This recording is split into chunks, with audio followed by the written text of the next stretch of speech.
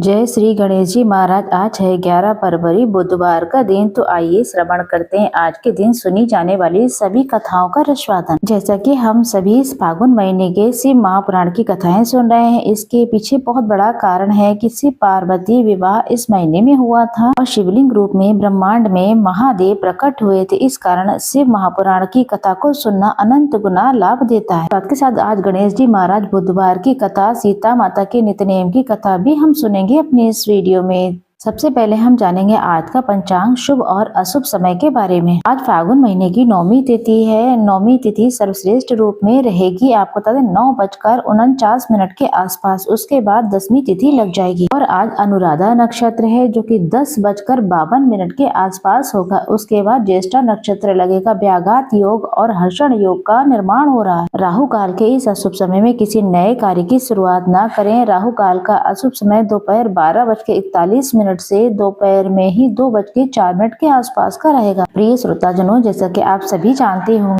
बुधवार के दिन हमें अभिजीत मुहूर्त प्राप्त नहीं होता है, तो आपको सर्वश्रेष्ठ रूप में लाभ की चौकड़िया को श्रेष्ठ कार्य के लिए शुरुआत करते हैं तो बहुत ही लाभ मिलता है। सुबह 5:04 से 8:49 के आसपास का रहने वाला है। अमृत काल की बात करें तो अमृत काल का समय रहेगा। लाभ और अमृत की चौकड़िया में किसी भी नए कार्य की शुरुआत लाभ ही लाभ देता है। तो सबसे पहले हम सुनेंगे रिद्धि सिद्धि के दाता भगवान गणेश यानी कि सिद्धि विनायक गणेश जी की कथा का रसवादन करते हैं। इसके बाद हम अपनी चैनल पे अन्य कथाओं का भी श्रवण करेंगे। तो बोलिए गणेश जी महाराज की जय। एक समय की बात है, एक भाई बहन रहते थे। बहन का नियम था कि वो अपने भाई का चेहरा देखकर ही खाना खाती थी। हर रोज वह सुबह उठती थी और जल्दी जल्दी सारा काम करके अपने भाई का मुख देखने के लिए उसके घर जाती थी। एक दिन रास्ते में एक पीपल पेड़ के नीचे गणेश जी की मूर्ति रखी थी। उसने भगवान जी के हाथ जोड़कर कहा, हे सिद्धि विनायक गणेश जी, जैसा आपने अमर सुहाग और जैसा मेरा अमर प्रियहर है वैसा सबको देना। ये कहकर वो आगे निकल जाती है। जंगल में चलने के रास्ते में बहुत झाड़ियों में कांटे थे जो उसके पैर में चुभ जाया करते थे। एक दिन भाभी के घर पहुंची, भाई का मुख देखकर बैठ गई। तब भाभी ने पूछा, पैरों में क्या हो गया है? ये सुनकर भाभी को उसने जवाब दिया कि रास्ते में जंगल की झाड़ियों के गिरे हुए जो कांटे होते हैं वो मेरे पैर में चुभ जाते हैं। जब वो वापस अपने घर चली गई तो भाभी ने अपने पति से कहा कि रास्ते को साफ करवा दो,